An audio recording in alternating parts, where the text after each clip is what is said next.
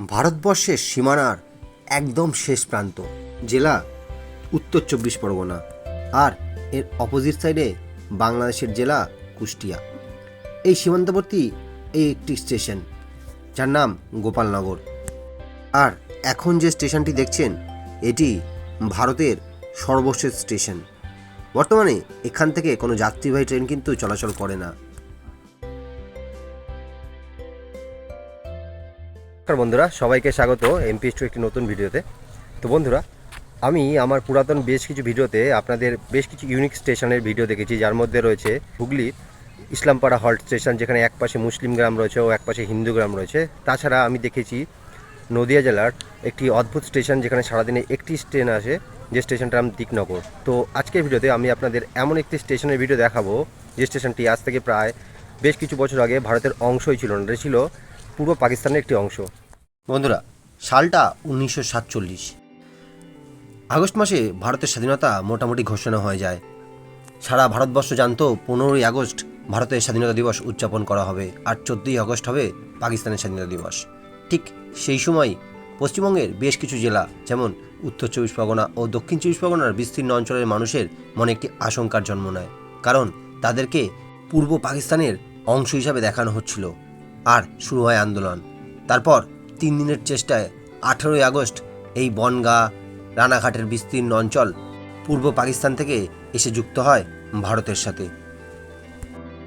বন্ধুরা, সেই সময় পাকিস্তানের অংশ ছিল সীমান্তবর্তী বেশ কিছু রেলওয়ে স্টেশন, যার মধ্যে রয়েছে এই গোপালনগর এবং পেট্রোপোল স্টেশন। বন্ধুরা, চলুন আজকে আমি আপনাদের নিয়ে যাব সেই সীমান্তবর্তী গোপালনগর এবং পেট্রোপোল স্টেশনে, যে স্টেশনের পাশে আপনি আজও পেয়ে যাবেন সিঙ্গেল লাইন, এবং যেখানে স্টেশনগুলিতে চায়ের দোকান বলুন কিংবা স্টেশনের টিকিট কাউন্টার, সব কিছুতে আপনি পাবেন সেই 90-80 দশকের স্টেশনের ছোঁয়া। বন্ধুরা, অবশেষে আমরা পৌঁছে গেছি ভারতের সর্বশেষ রেলওয়ে স্টেশন পেট্রোপোলে। এর আগে আমরা ভারতের সীমান্তবর্তী রেল স্টেশন গেদের ভিডিও আপনাদের দেখিয়েছি।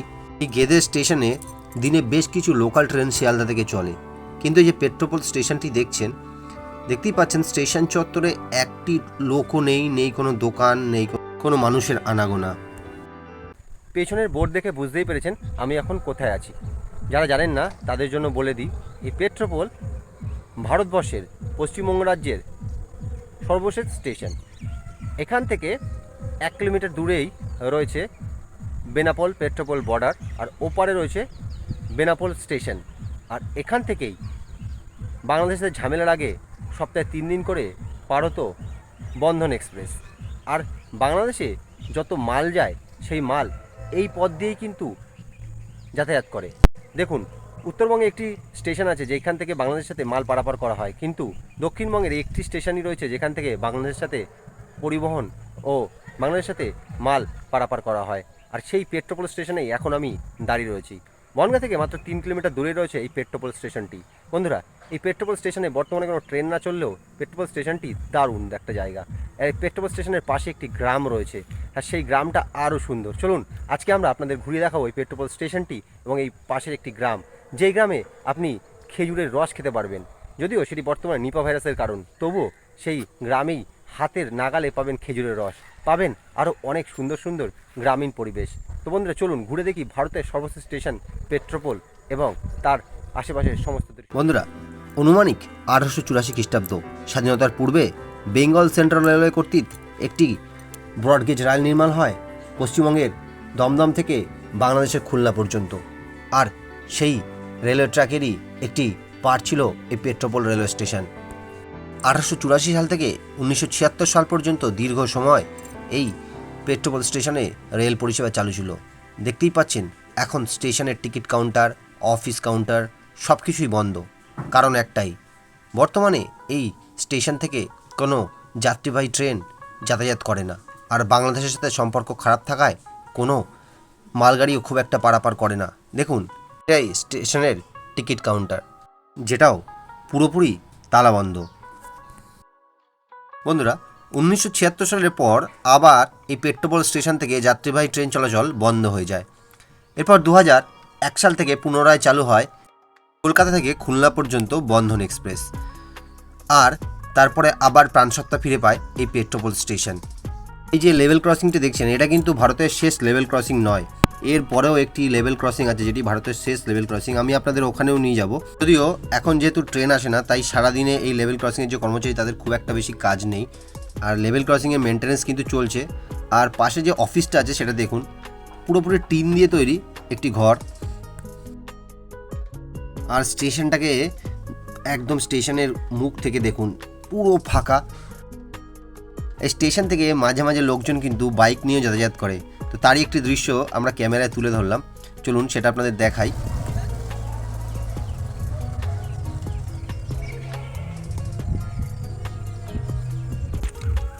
স্টেশনের আশেপাশে কোনো বাজার দোকান কিছুই নেই।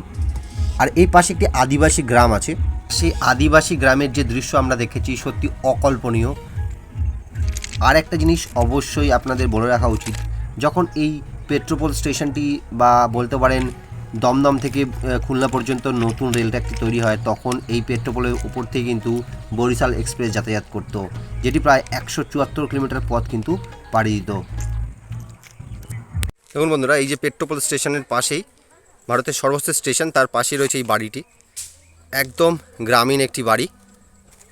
আর এই বাড়িটিতেই একটি দারুণ জিনিস আমি আপনাদের দেখাবো, চলুন দেখুন।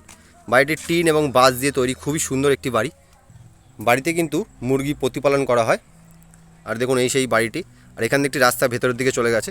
এখানে একটি গ্রাম রয়েছে, পেট্রোপোল স্টেশনের ঠিক পাশে এই গ্রামটি রয়েছে।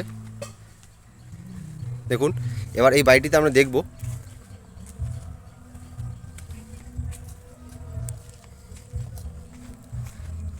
আচ্ছা দিদি, এই বাড়িতে কি তুমি একাই থাকো? কেউ নেই? তুমি তাহলে তো এই মুরগি এগুলো সব পোষো নিজেই? আর এই জায়গা কি সব তোমার? এই যা সামনে যা রেলের জায়গা, তাই তো? এই যে তুমি খেজুরের রস চাষ করো, কেউ কিছু বলে না তোমায়? তুমি নিলে কিছু বলে না, তাই তো? আচ্ছা, এখানে কি ট্রেন আসে দিদি? আর যে বন্ধন এক্সপ্রেস আসতে এখন আসে না, না? বলুন তো, এই দিদি এই উনুনটিতে কি রান্না করছে? দেখুন এই মাটির উনুনে তৈরি হচ্ছে খেজুরের গুড়।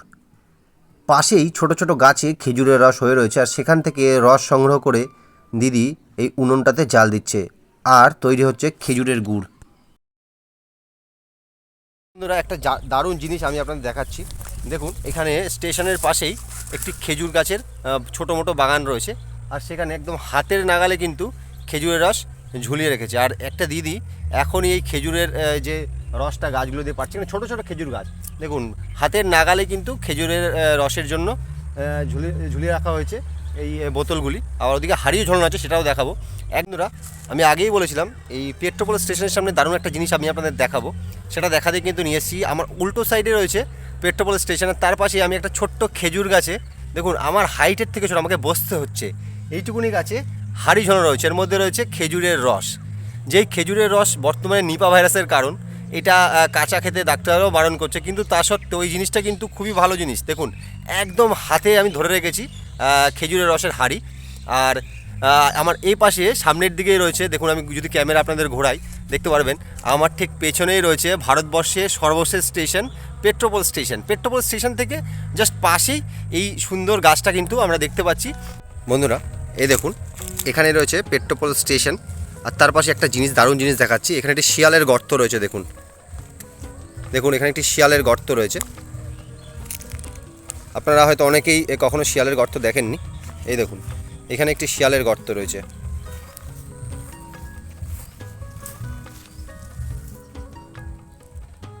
দেখতেই পাচ্ছেন, এখান দিয়ে কিন্তু রাত্রেবেলা শিয়াল বের হয়।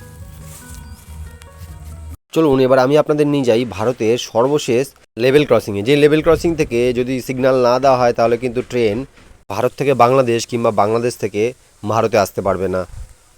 দেখতে পাচ্ছেন এই যে রেলওয়ে ট্র্যাকটি রয়েছে, এটি কিন্তু সোজা চলে যাচ্ছে বাংলাদেশের দিকে। আর এই যে রেলগেটটি দেখছেন, এটি ভারতের সর্বশেষ রেলগেট। আর এরপরেই দূরেই দেখতে পাচ্ছেন একটি ক্যাম্প রয়েছে, আর ওয়াচ টাওয়ার রয়েছে, ওটি কিন্তু বিএসএফের অফিস। তারপরেই রয়েছে এই যে জায়গাটি দেখছেন, এখান থেকে 0 পয়েন্টের দূরত্ব মাত্র 600 মিটার। আর এখান থেকে বেনাপোল যে স্টেশনটি আছে, যেটি বাংলাদেশে অবস্থিত, তার দূরত্ব 2.5 কিমি। আর এই পাশেই একটি গ্রাম রয়েছে, বলতে পারেন যেটি ভারতের শেষ গ্রাম, তো এখান থেকে এবার আমরা যাত্রা শুরু করব এবং যাব অন্য একটি রেলওয়ে স্টেশনে, যার নাম গোপালনগর।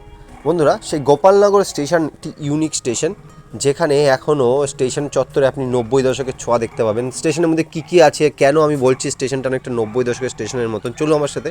তাছাড়া আরেকটা বিষয়, এই গোপালনগর স্টেশনও কিন্তু স্বাধীনতার সত্ত্বেও 1947 সালের 15 আগস্ট ভারতের অংশ ছিল না। তখনও এই স্টেশনটি ছিল পূর্ব বাংলাদেশের অংশ, বা বলতে পারেন পূর্ব পাকিস্তানের অংশ। এই যে রেলগেটগুলো দেখছেন, জাস্ট কিছুদিন আগে রেলগেটগুলি পরিবর্তন করা হয়েছে, 1-1.5 বছর আগে। এখন এখানে ইলেকট্রনিক রেলগেটের যে সিস্টেম আছে সেটা করা হয়েছে। আগে হাতে টানা রেলগেট ছিল, কিন্তু এখন পুরোপুরি ভেঙে নতুন ইলেকট্রনিক রেলগেটের ব্যবস্থা কিন্তু এখানে করা হয়েছে। বন্ধুরা, গোপালনগর স্টেশনের ঠিক আগেই বাচ্চারা খেলছিল, তো সেই দৃশ্য আমি ক্যামেরাবন্দি না করে থাকতে পারলাম না। কালের পরিবর্তনে আমি খেলাধুলা অনেকটাই হারিয়ে ফেলেছি। তো এই খেলাধুলা দেখতে দেখতেই আমরা পৌঁছে যাব গোপালনগর স্টেশনে, এবং সেখানে আপনাদের এমন কিছু জিনিস দেখাবো যা আপনাদেরকে 90 দশকের স্টেশনের। আমি এখন রয়েছি উত্তর 24 পরগনার একটি স্টেশনে, আর আমরা এখন রয়েছি একবিংশ শতাব্দীতে। মানে তো আজকে আমি আপনাদের এমন একটি স্টেশনে নিয়ে এসেছি, এই স্টেশনটায় আসলে আপনি কিন্তু 90 দশকের যে স্টেশনগুলি আছে তার একটা ছোঁয়া পাবেন। মানে এখনও সেই পুরাতন যুগের সমস্ত কিছু কিন্তু স্টেশনে রয়েছে, যদিও এখনও এখানে ইএমই কোচ ট্রেন চলে। আর এটি বনগাঁ রানাঘাট রুটের একটি স্টেশন। আর এখানে একটি সিঙ্গেল লাইনের রুট রয়েছে, দেখতেই পাচ্ছেন আমার পিছনেই একটি সিঙ্গেল লাইনের রুট রয়েছে, পুরো সিঙ্গেল লাইন, এখানে কোনো ডবল লাইন নেই। অর্থাৎ একটি ট্রেন চলে যাওয়ার পর সামনের কোনো স্টেশনে গিয়ে ক্রসিং হয়, তারপরে কিন্তু ডাউন বা আপের যে কোনো একটি ট্রেনে এখানে আসতে পারে। আর দেখুন পিছনেই রয়েছে সেই গোপালনগর স্টেশনটার নাম, সেই স্টেশনের বোর্ড। তো চলুন আজকে এই খান থেকে কিন্তু আমরা এই স্টেশনটা আর এই জায়গা থেকে আমরা পুরো স্টেশনটা দেখব, এবং কখন কখন ট্রেন আছে সেটা জানবো। আর স্টেশনের সেই পুরাতন দিনের যে দোকানগুলি আছে সেগুলিও দেখবো, আর স্টেশনটা কেমন পুরোটা কিন্তু দেখবো। চলুন, একটুও মিস করবেন না, এই ভিডিওটা স্কিপ করবেন না। চলুন ঘুরে আসি গোপালনগর স্টেশন। বন্ধুরা, বনগাঁ থেকে রানাঘাট পর্যন্ত মোট 8টি স্টেশন আছে, আর এই রুটটি একটি ব্যস্ততম ট্রেন রুট। সারাদিনে প্রায় 18 জনেরও বেশি ট্রেন চলে, কিন্তু এখনও এই রুটে সিঙ্গেল লাইন রয়েছে। এখন যে ট্রেনটি আসছে রানাঘাট থেকে আসছে এবং বনগাঁর উদ্দেশ্যে যাচ্ছে। এই গোপালনগর স্টেশনের আশেপাশে অনেক গ্রাম রয়েছে, আর এই গ্রাম থেকে ভালোই প্যাসেঞ্জার কিন্তু এই ট্রেনগুলিতে হয়, যারা কিন্তু বনগাঁ হয়ে শিয়ালদা বা অন্যান্য জায়গায় যাতায়াত করে। এই স্টেশনের ঠিক 100 মিটার ডিস্টেন্সে রয়েছে 20 নম্বর সড়ক, যেই সড়ক দিয়ে আপনি চাকদা কিংবা বনগাঁতে খুব সহজেই পৌঁছতে পারবেন। তো বন্ধুরা, স্টেশনে বসার জায়গাগুলো দেখুন। আর এটি হলো একটি চায়ের দোকান। স্টেশন চত্বরে বিশাল বিশাল সব গাছ রয়েছে, আর গাছের নিচেই সমস্ত চায়ের দোকান রয়েছে। আর এখানে সেই আগেকার দিনের মতন সুপারি গাছের ডাল দিয়ে বসার জায়গা করা হয়েছে। এখানে যে শুধু প্যাসেঞ্জাররা চা খায় তাই নয়, আশেপাশে গ্রাম থেকে লোকজন এসে এখানে আড্ডা মারে এবং এখানে বসে বসে চা খায়। বন্ধুরা, দেখতেই পাচ্ছেন এটা একদম স্টেশনের শুরু, আর এখানেই কিন্তু একদম স্টেশনের সঙ্গে একটি বাড়ি রয়েছে। স্টেশনের পাঁচিলের মধ্যেই বাইরে থেকে গাছ এসে পড়েছে, আর এখানে রয়েছে একটি লেবু গাছ, আর সেই লেবু গাছে ফুলও হয়েছে। দেখুন, এটি হচ্ছে একটি বাতাবি লেবু গাছ যতদূর আমার মনে হয়। দেখুন, বাতাবি লেবু গাছে একদম ফুল চলে এসছে, তোর ফুল রয়েছে, আর এই ফুলের মধ্যেই রয়েছে অনেক পাখি। এই দেখুন, একদম সামনেই কিন্তু রয়েছে বাতাবি গাছের ফুল, কত সুন্দর লাগছে। দেখুন, এখানেই বাতাবি হবে কয়েকদিন পরেই, আর সেই বাতাবি স্টেশনের মধ্যেই কিন্তু থাকবে, কত সুন্দর। আর পাশেই দেখুন স্টেশনের বোর্ড রয়েছে, আর এই দেখুন বাতাবি লেবু গাছ এখানে স্টেশনের মধ্যে ঝুলে পড়েছে। পাশে আবার একটি নতুন গাছ লাগানো রয়েছে, আর পুরো স্টেশনটা একবার দেখুন। স্টেশনের মধ্যেই একটি চায়ের দোকান রয়েছে, আর এই চায়ের দোকানটা একটু দেখুন কেমন দেখতে, টালির চাল, আর বেশিরভাগটা কিন্তু স্টেশনের মধ্যেই রয়েছে। আর এখনকার যুগে যে হাওড়া বা বড় বড় স্টেশনে আপনারা চায়ের দোকান দেখতে পান, তার সাথে কোনো মিল কিন্তু আপনারা পাবেন না। পুরো ইউনিক একটি চায়ের দোকান। এই গোপালনগর স্টেশনে এরকম ধরনের বেশ কিছু চায়ের দোকান আছে। তো যারা এখানে ট্রেন ধরতে আসে, এখান দিয়ে কিন্তু আপনাকে চা খেতে হবে, বা কোনো কিছু হালকা টিফিন হলে কিন্তু এখান থেকেই করতে হবে। দেখুন, অদ্ভুত ধরনের কিন্তু এই চায়ের দোকানটা স্টেশনের মধ্যেই রয়েছে। পাশে রয়েছে আরেকটি চায়ের দোকান, এটিও কিন্তু পুরোপুরি বাঁশের তৈরি, আর ওপরে পলিথিন দেওয়া। তো নর্মালি স্টেশনে আমরা এরকম ধরনের চায়ের দোকান কিন্তু খুব কমই দেখতে পাই।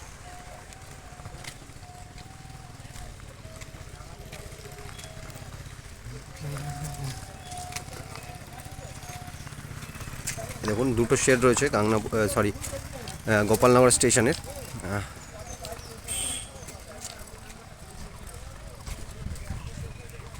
চলুন এবার ধীরে ধীরে আমি আপনাদের স্টেশনের বাইরেটা নিয়ে যাব, যেখানে স্টেশনটা থেকে আপনার মনে হবে কি হ্যাঁ, আমি সত্যি সত্যি 90s কোনো স্টেশনে চলে এসেছি। এখনও তেমন পাকা কোনো বড় বিল্ডিং নেই। আর এখানকার বাইরের ইনফ্রাস্ট্রাকচারটা একবার আপনাদের দেখুন। এখানে একটি দুটি শেড রয়েছে ছোট ছোট, খুব যে বড় কোনো শেড তেমন নেই। আর এই দিকটা দেখুন, টিনের এখনও চাল রয়েছে টিকিট কাউন্টারের ওপর। দেখুন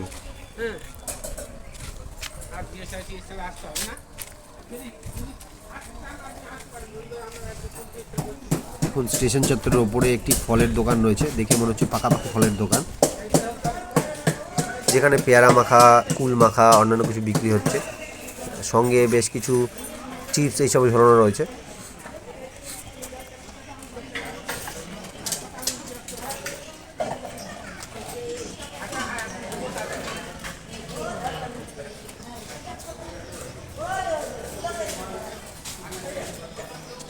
দেখুন এটা পুরোনো দিনের টিকিট কাউন্টার। এখন এই টিকিট কাউন্টারে মোটামুটি বন্ধ রয়েছে।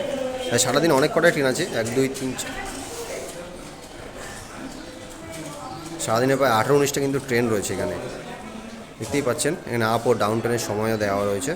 আর এগুলো হচ্ছে পুরোনো টিকিট কাউন্টার, যেগুলো এখন আপাতত বন্ধ। আর এই দিকটা হচ্ছে নতুন টিকিট কাউন্টার। আর টিকিটের মেশিনও রয়েছে কিন্তু স্টেশনে। আর স্টেশনের বাইরের দিকটা একবার দেখুন।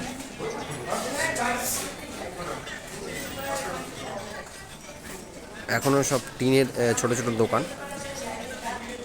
আর স্টেশনের সামনে রয়েছে বড় একটি বট গাছ। আর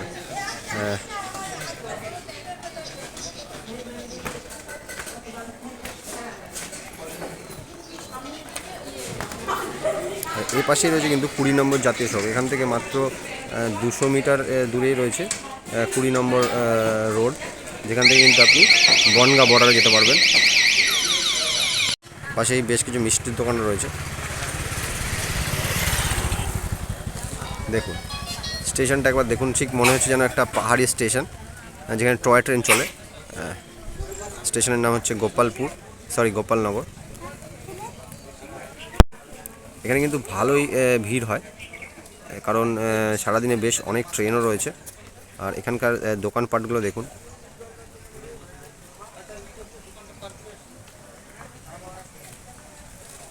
বন্ধুরা, প্রায় 150 বছরও বেশি সময় ধরে এই গোপালনগর স্টেশন বা বনগাঁ রানাঘাট রুট দিয়ে ট্রেন চলছে। এখন প্রতিদিন 18 জেলা ট্রেন আসে এবং যায়। আর এখান থেকে এসি লোকালও চলে, কিন্তু তারপরেও এই ট্র্যাকটি ডাবল লাইন করা যায়নি। তাছাড়া এই স্টেশনটা আপনারা দেখলেই বুঝতে পারবেন, স্টেশনের মধ্যে এখনও আধুনিকতার ছোঁয়া কিন্তু এসে পৌঁছায়নি। আর এই ভিডিওটা আপনার কেমন লাগলো সেটা অবশ্যই কমেন্ট করে জানাবেন।